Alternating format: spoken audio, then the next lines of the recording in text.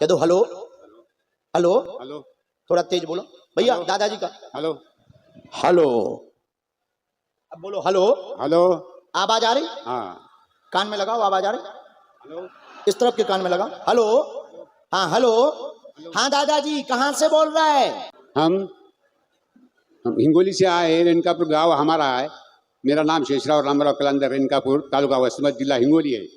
वहाँ के हम रहने वाले हैं। हिंदी पढ़ लेते हो? पढ़ते पढ़ो। राष्ट्र का भला सब पर कृपा हो, देश का कल्याण चाहते हैं, घुटनों में दर्द रहता है, घर में कलेश की समस्या बनी हुई है, बच्चों में लड़ाई हो रही है, एकता नहीं है बेटों में, ऐसी अर्जी लेकर के आए हो, लेकिन प्रथम रूप से राष्ट्र के हित की अर्जी लगाने आए हो। क्या सही है? माइक से बोलो। सच चाहिए। बराबर बराबर। देश के